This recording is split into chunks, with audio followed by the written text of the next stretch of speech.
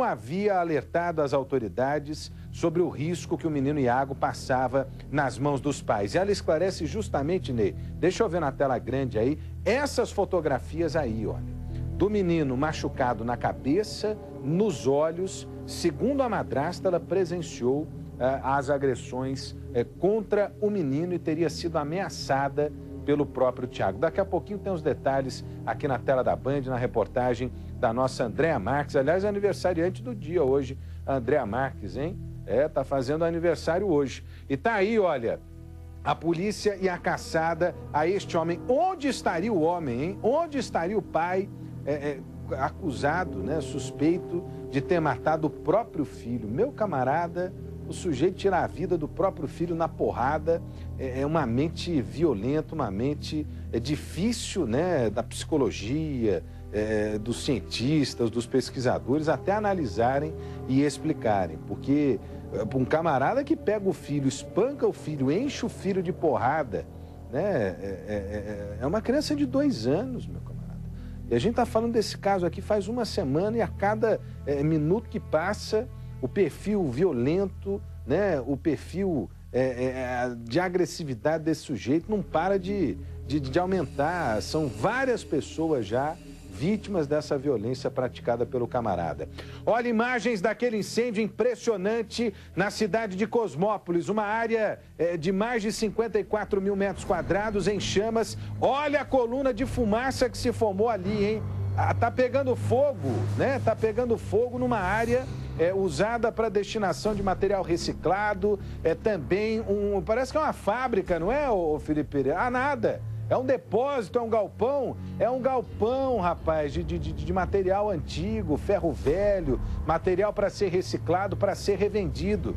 Essas imagens impressionantes por causa da coluna de fumaça e do vento que desde ontem, né, assolam a nossa cidade. Ontem nós tivemos aqui na região ventos de mais de 90 quilômetros por hora. O que é isso? Um caminhão de combustível passando ali, velho.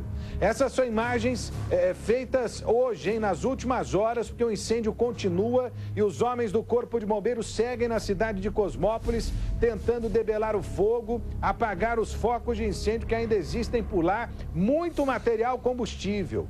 Muito material combustível. Ney, se você conseguir posicionar nossa câmera aqui em direção ao Swift, em direção à região ali do Jardim São Fernando, você vai ver outra coluna de fumaça bastante importante ali. Acho que é incêndio em vegetação. E o Felipe Pereira me trouxe uma informação importante, porque a umidade relativa do ar hoje chegou a 15%. É isso, Felipe Pereira? Umidade relativa do ar de 15,1% por volta de 1h40 desta quarta-feira. O que isso significa? Que o tempo está muito seco, né? E o risco de propagação de queimadas, o risco de propagação de incêndio é muito grande, sem contar a qualidade do ar ruim e que acaba prejudicando a saúde do cidadão, porque o que tem de material em suspensão, o que tem de poluição nesse ar em função da baixa umidade relativa do ar é um negócio impressionante. É preciso checar, inclusive, como é que está o atendimento nas unidades de saúde, viu? Porque deve ter crescido significativamente agora. Cá entre nós, gente doente em Campinas rala pra caramba, hein? Sofre pra caramba.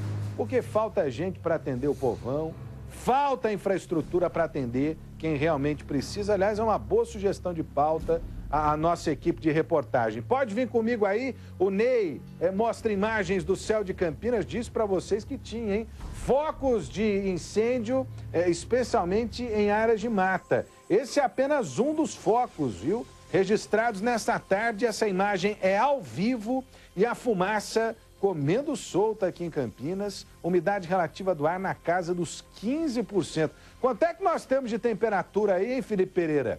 Algo em torno dos 27 graus, é isso? Porque hoje de manhã a gente falava 28 graus de temperatura, com a umidade agora marcando 22%, mas chegou a 15%. Abaixo de 30%, a Defesa Civil já declara estado de atenção, especialmente para o risco aumentado de queimadas e também em função dos riscos à saúde da população. Agora 28 graus de temperatura, fez calor depois do frio de ontem à noite, temperaturas beirando ontem os 10 graus, a sensação térmica chegou próxima de 5, 6 graus por causa do vento. E a gente continua monitorando essa situação e vai trazendo detalhes para você ao longo desse nosso Brasil Urgente para Campinas e região. Olha, nós estamos falando de crise hídrica, falta d'água, falta de chuva, estiagem, muitos problemas. A cidade de Itu, desde o mês de fevereiro, com racionamento, gente sem água. Valinhos, Vinhedo também, sofrendo com a falta d'água. Santa Bárbara do Oeste, Nova Odessa, Campinas, as cidades que estão atentas à questão do Rio Atibaia, Paulínia, porque a água também diminuiu no Rio Atibaia. Falta água no sistema Cantareira. Mas, meu camarada, enquanto a gente fala desses problemas todos aí, desses municípios da região de Campinas que fazem racionamento, em Engenheiro Coelho, a situação é completamente diferente. Por lá é necessário fechar a entrada de água no reservatório todos os dias para evitar que o reservatório transborde. A cidade é abastecida por uma represa da fazenda Pinhalzinho, que está completamente cheia. Ô, louco, mas o que explica isso aí, hein? Deixa eu ver a reportagem da Lucimeira Ramalho. Olho na notícia. Uma verdadeira mina de ouro. É assim aqui na represa da fazenda Pinhalzinho, responsável pelo abastecimento de água em Engenheiro Coelho. São mais de 300 mil metros quadrados de lâmina d'água e em alguns pontos tem até 20 metros de profundidade. A conservação aqui eu acho que é o primeiro ponto a ser ressaltado. Os proprietários aqui, os primeiros proprietários, eles mantiveram essa mata ciliar e as APPs. Então isso ajudou a preservar as nascentes e essa brotação da água foi generosa com a cidade. É tanta água que quase chega a transbordar. O excesso vai embora por 4 bocas de lobo iguais a esta e é despejado em um córrego próximo daqui. A captação de água para tratamento também é interrompida todos os dias. O reservatório tem capacidade para armazenar 2,5 milhões de litros. Na represa de onde a água é retirada, desembocam cerca de 10 nascentes. De acordo com o Serviço de Água e Esgoto do município, mesmo que não chova pelos próximos 2 anos, a quantidade de água que tem aqui é suficiente para suprir a necessidade do município. A quantidade daria ainda para ser usada por aproximadamente 60 mil habitantes e atualmente só 17 mil pessoas moram aqui. Situação que tranquiliza quem vive na cidade. Enquanto muito passam necessidade, a gente tem fartura, né? Aqui, graças a Deus, né, tá tranquilo e infelizmente estamos tristes por pessoas que sofrem com isso, né? Aqui nós estamos bem servidos de água.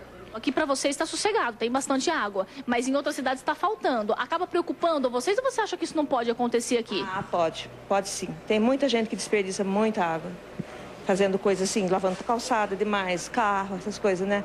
Tem que economizar. Neste restaurante, por exemplo, a economia de água é lembrada a todo momento. E as funcionárias já sabem que devem praticar a economia. A gente conversa com as meninas, tem todo o apoio delas aí, para não poder tá gastando tanto assim, porque a gente faz a nossa parte. Lavou, fechou a torneira, a gente tem as plaquinhas aqui, tá nos banheiros também, a gente tem para os clientes. Então a gente tenta dar um jeito, né? Não desperdice água. E a cidade de Engenheiro Coelho o que fez? Fez a parte dela, planejou o consumo de água da cidade. Né? Dá para abastecer uma população de 60 mil habitantes. Quantos são os moradores lá? Algo em torno de 17, 18 mil. Então tem água de sobra. Tem água de sobra. Justamente porque houve planejamento. Ao contrário, né, do planejamento que foi feito em relação ao sistema Cantareira, em relação a outros sistemas aqui da nossa região. Porque diante da estiagem, o consumo era maior do que a entrada de água. Porque as cidades cresceram, os condomínios chegaram, né, a infraestrutura precisou de mais água. Só que o número de reservatórios, a quantidade de água guardada para esse consumo aumentado não foi compatível. Não fizeram aquilo que deveriam fazer. Planejar o consumo da água. Planejar a demanda por água. Não fizeram isso. Não fizeram isso. E deu no que deu. Temos crise hídrica no estado de São Paulo, infelizmente. Ô, Salomão, mas a culpa é de quem aí? É desse, daquele? A culpa é de quem está no poder há 30, 40 anos, porque esse é um problema que se arrasta há anos. Então não dá para dizer que foi partido A, partido B, político C, político D. É quem passou por aí, nunca fez nada, nunca planejou nada. Gente, os reservatórios do sistema Cantareira são datados do final da década de 70, início da década de 80. A nossa região, o nosso estado de São Paulo era muito diferente do que é hoje.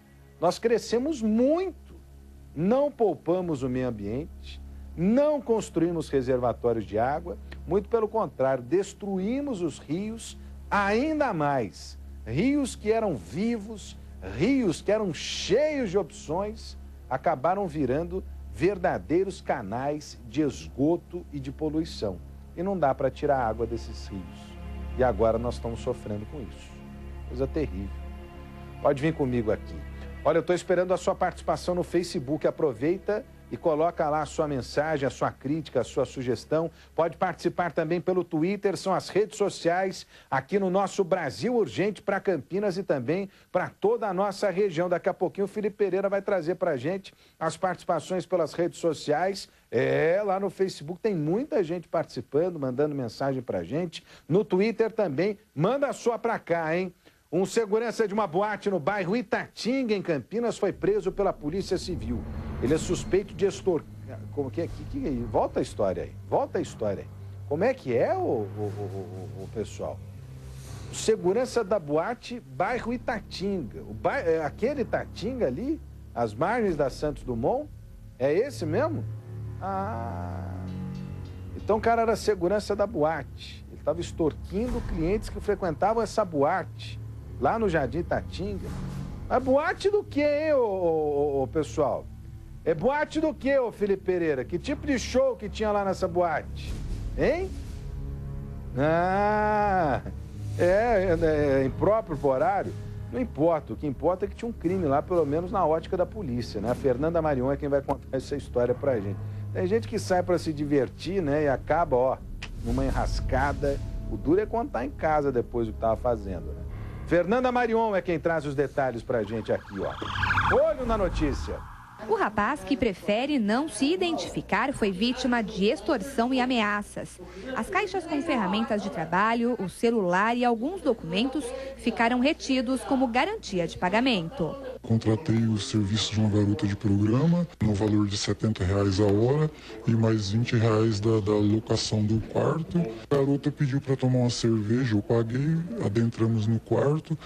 5 minutos após, a porta do quarto se abriu, entrou uma outra garota alegando que era brinde da casa. E eu recusei, falei que não queria. A que estava comigo pediu mais uma cerveja, ela saiu para pegar a cerveja para a amiga e levou minha comanda junto sem que eu percebesse. Quando eu fui ver, acertar a conta, minha comanda estava com um valor de R$ 1.595 e eu aleguei que eu não consumi. A noite, que era para ser de diversão, acabou de forma trágica. O rapaz foi ameaçado de morte.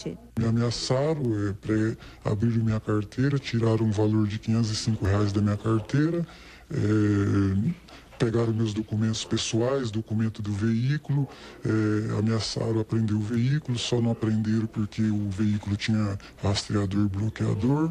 E mesmo assim, aí cataram as ferramentas que estavam no carro e me deram prazo para ir retirar, senão eles iam puxar minha ficha, meu endereço e procurar eu para dar um fim em mim. E a todos os momentos ficou me ameaçando. Eudes Carlos Ferreira da Silva, de 36 anos, era o segurança da casa de prostituição. Ele foi detido como coautor da extorsão. Com ele estavam os pertences da vítima. O caso de extorsão foi registrado no 6º Distrito Policial de Campinas. E esse não foi o primeiro. Existem pelo menos 10 boletins de ocorrência do mesmo crime. Mas as investigações não avançam porque as vítimas não colaboram. Todos os casos a gente investiga.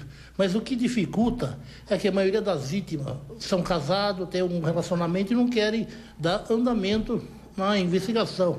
Eles vêm fazer o boletim e depois...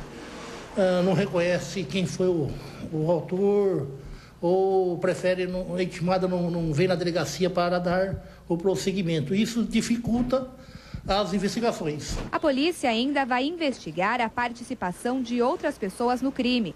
Depois do que aconteceu, o rapaz aprendeu a lição e faz um alerta. Falo para todos que frequentam esses lugares pensarem 2 vezes, porque está muito perigoso, o pessoal não tem escrúpulo, está extorquindo mesmo na cara dura. a comanda some sem que você perceba, não tem como você estar no ato em relação com uma pessoa e ficar com a comanda na mão e do nada a comanda desaparece. O que eu vou dizer sobre esse caso aí, meu camarada? Vocês estão abrindo espaço para eu falar do que aqui? O que eu vou falar disso aí? Tem crime, uai. Crime é de extorsão. Agora, aconteceu dentro de uma boate de prostituição. Né? Eu não tenho aqui que emitir juízo, que julgar a atividade da prostituição. Isso não cabe a mim. Isso aí é a profissão mais antiga do mundo. Agora, cada um sabe o caminho que toma na vida, né? Cada um sabe o caminho que toma na vida. Você vai para um lugar desse aí, você está sujeito, né, a dar de cara com tudo aquilo que esse lugar atrai. E você acha que a bandidagem também não é atraída por esse tipo de espaço? Tem droga, né? Tem bebida além da conta, tem violência. E aí, ó, acontece esse tipo de coisa. O que o camarada vai contar em casa? E o doutor Scheib lembrou bem ali na entrevista, né? Não é o primeiro caso registrado, mas qual que é o problema? O cara vai e registra o boletim de ocorrência da extorsão. Só que depois ele não vai e não acompanha o caso, porque geralmente é casado, né? Tem que dar satisfação na casa dele. Como é que ele vai dar satisfação na casa dele? Com perdão da palavra aqui. Ele estava lá no, né? Como é que fala, Felipe Pereira? Melhor não falar, né? Mas estava lá na boate. E aí saiu lá com a moça, né? Tava lá, saiu com a moça, foi no quartinho. Você imagina o senhor e a senhora para fazer o quê? E aí ele é extorquido. Só que ele é casado, tem gente esperando ele na casa dele. Como é que ele vai contar na casa dele que ficaram os objetos de trabalho dele, com os documentos pessoais dele, com a carteira e o celular dele? Uai, fica difícil, a situação é constrangedora. Por isso é que não vai para frente. E a impunidade, nesse caso aí, acaba alimentando outros crimes. Então presta atenção para esse tipo de coisa aí. Muita gente pode estar achando engraçada a história, mas tem crime nisso aí. O crime de extorsão. E grave ameaça, porque estão ameaçando de morte, né? Estão ameaçando de morte o sujeito se ele não fosse pagar uma conta que, segundo ele lá, ele não fez. Ele não ficou devendo aquilo. Faça-me o favor, hein? Faça-me o favor. Operação do BAEP, o Batalhão de Ações Especiais de Polícia, prende 3 pessoas suspeitas de atuarem como mensageiras de uma facção criminosa que age dentro e fora dos presídios de São Paulo. Deixa eu ver aí as imagens, mais uma do BAEP, hein? Mais uma do BAEP aqui na tela da Band. O Edson Silva ao vivo traz os detalhes pra gente. Alô, Edson. Boa tarde, Rodrigo. Exatamente, Rodrigo. E olha, a coincidência foi exatamente no mesmo bairro. Você acabou de dar uma notícia aí a respeito do bairro Jardim Tatinga. E esse caso aí do BAEP começou com uma prisão de um acusado de tráfico de drogas exatamente no bairro Jardim Tatinga. Segundo a Polícia Militar, esse trio que veio a ser preso, ele era investigado aí há pelo menos 2 meses, pois faria parte de uma quadrilha que prestava serviço para uma facção criminosa que age dentro e fora dos presídios. A informação da polícia é que há mais de um ano esses acusados seriam encarregados de levarem drogas para dentro aí das prisões e também de serem mensageiros e integrantes da facção, levando informações externas e também trazendo determinações dadas pelos líderes de dentro das prisões, né? Pelo menos 3,5 kg de drogas foram apreendidas. Parte dessa droga estava dividida em porções e foi achada aí com esse homem que foi detido no bairro Jardim Tatinga, ele que é morador ali da Vila Costa e Silva. A polícia esteve nesse bairro, onde encontrou tabletes aí maiores com maconha, né, chegando aí a quase 4 quilos do entorpecente, e essa droga aí estaria aí na casa de 2 mulheres que também acabaram presas em flagrante e foram autuadas aí por tráfico de drogas no 4º Distrito Policial na Central de Flagrantes. Rodrigo. Obrigado, Edson Silva, falando ao vivo aqui no nosso Brasil Urgente para Campinas e região. Mais uma do BAEP, o Batalhão de Ações Especiais de Polícia. Olha, acessa lá as redes sociais, o Facebook, o Twitter. Já já nós vamos colocar aqui a sua mensagem. Você que acompanha o Brasil Urgente de toda a nossa região. Hoje nós vamos mostrar na tela aí, não vamos? Vamos mostrar na tela aí, meu camarada. A gente tava com um probleminha, mas agora nós vamos conseguir mostrar na tela de novo. Já tá aí, ó, mais rápido do que um gato. A Sônia, boa tarde, Rodrigo. Você já tentou entrar na página da INDEC? A INDEC é responsável pelo trânsito e transporte aqui de Campinas. Estou tentando há 40 minutos para saber o horário e itinerário de uma linha de ônibus e não consigo. É sempre a mesma história. Nunca se consegue acesso a sites de prefeitura, do estado, da União. Ela diz aqui estadual e federal, né? Nunca carrega, está sempre fora do ar. Horas, faça-me o favor. O pessoal da produção, Sônia, está entrando em contato aqui com a prefeitura, com a INDEC, para saber o que está acontecendo. Mas já me alertaram aqui. O Felipe Pereira está falando que desde o final de semana já há problemas no site da INDEC.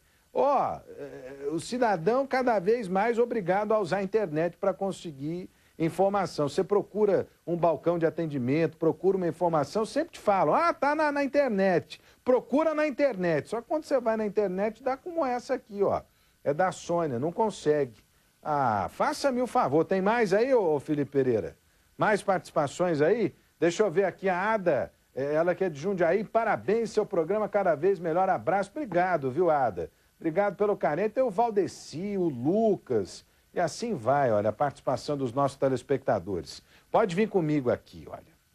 Os homens do Corpo de Bombeiros ainda tentam conter as chamas de um incêndio que atingiu um pátio, um galpão em Cosmópolis. Ô, Felipe Pereira, pega lá meu rádio, tenta conversar com o Major Lago, aliás, meu amigo, Major Wilson Lago, que é comandante do Corpo de Bombeiros aqui em Campinas. Eu vi o Major pessoalmente combatendo esse incêndio terrível que assolou a cidade de Cosmópolis. Foi lá e botou o pé, rapaz, na lama, né, para tentar ajudar a população dali. Eu quero conversar com o Major Wilson Lago para ele trazer detalhes desse caso para a gente. Por causa da fumaça lá no incêndio, até o trânsito da rodovia que liga Cosmópolis à rodovia Anhanguera teve que ser interrompido por várias vezes. Hoje de manhã, focos de incêndio ainda permaneciam por ali. O trabalho vai ser longo, viu, dos homens do Corpo de Bombeiros. A Andréa Marques é quem conta essa história para a gente. Vem comigo aqui, ó.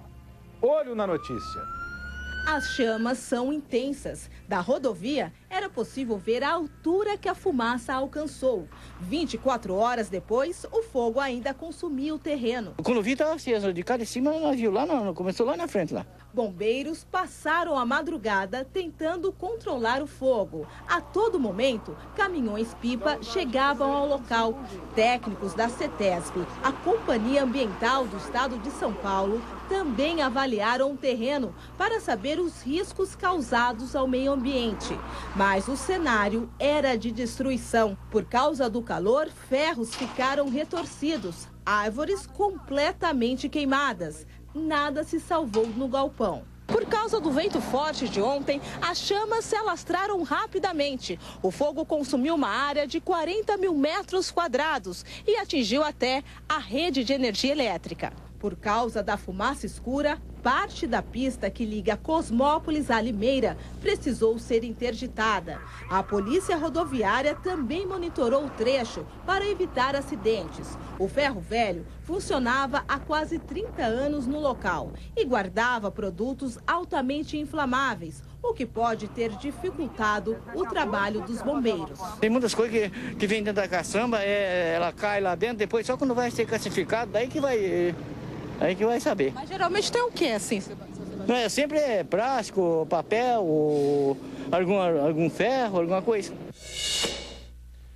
Me parece que os agentes da CETESB foram acionados porque havia a possibilidade de contaminação do solo. Muitos desses engradados plásticos, enfim, levados para esses estabelecimentos, contêm resíduo ainda.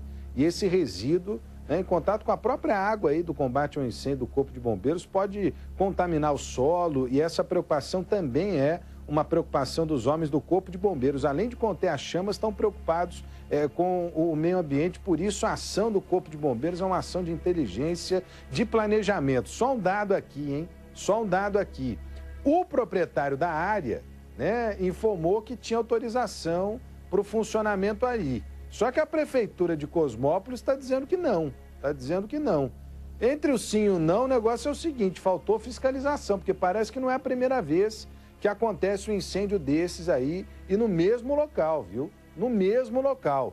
Mas eu estou em contato com o Major Wilson Lago, é isso, Felipe Pereira? Major Wilson Lago, meu querido amigo Major Lago, que é comandante do Corpo de Bombeiros aqui em Campinas, vai poder trazer mais detalhes para a gente a respeito desse combate a esse incêndio, um incêndio difícil de ser combatido, né, em que o Corpo de Bombeiros coloca ali, além da preocupação com o fogo propriamente dito, né, a preocupação com a contaminação do solo, há ali a presença de uma fumaça que é tóxica, por isso preocupação com quem passa pela rodovia, quem está ali na região e dos próprios homens do Corpo de Bombeiros. Eu não canso de elogiar aqui, homens abnegados, colocam a própria vida em risco para salvar gente desconhecida, para cuidar do seu patrimônio. Negócio impressionante a atividade dos homens do Corpo de Bombeiros. Major Lago, boa tarde, é um prazer falar com o senhor ao vivo aqui na tela da Band. Major, um incêndio difícil de ser controlado. A gente vê nas imagens aí,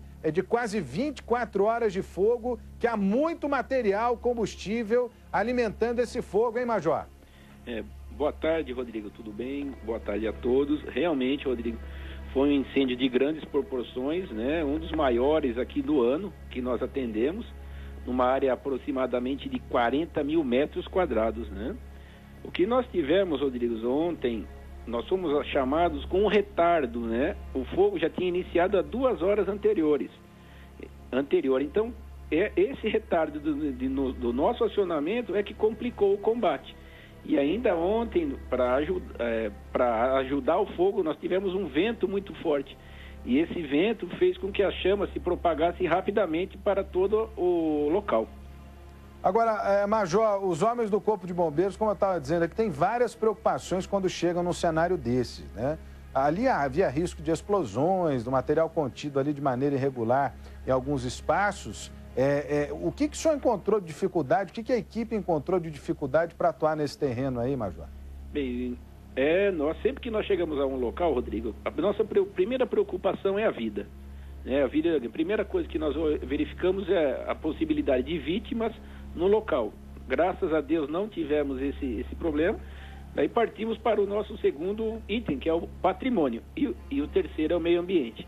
Quando nós chegamos lá, já estava totalmente tomado, e por nós desconhecermos o tipo de material que estava queimando, nós tivemos essa dificuldade no combate, né? Nós encontramos muitos recipientes de produtos químicos, e alguns desses ainda com resíduos, né, que geravam uma fumaça muito tóxica, que não atrapalhava o nosso serviço, né? Então esse foi o nosso grande problema. E também o terreno, por ter muito material, dificultava a locomoção do homem lá dentro. Major, como é que está a situação agora lá no terreno? O incêndio já foi completamente debelado, ainda há focos de incêndio. Como é que está a situação nesse momento, Major? Olha, nesse momento ainda permanecemos com 3 viaturas do Corpo de Bombeiros lá, com 11 homens revezando, e realmente ainda tem focos, né? Esse incêndio, Rodrigo, eu acredito ainda que vai durar mais uns 2 a 3 dias. Meu Deus até a extinção total, né?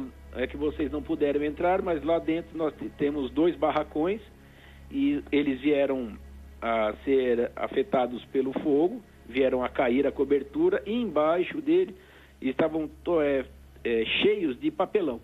Então isso aí está ocasionando a nossa demora para o término das chamas.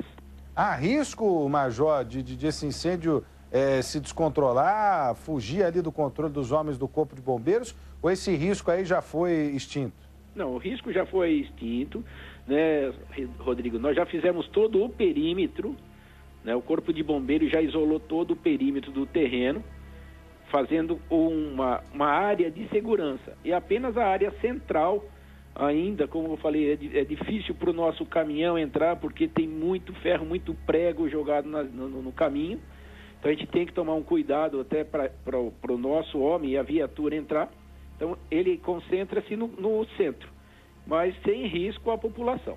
Ok. Major, queria aproveitar esse espaço aqui para a gente fazer um alerta a nossa população. Ney pode até vir comigo aqui e mostrar que neste momento há focos de incêndio aqui na cidade de Campinas. Focos de incêndio sobre os quais eu estou falando aqui envolvem principalmente lixo, mato, gente que bota fogo em terreno baldio, gente que ainda não se conscientizou sobre essa situação. Ainda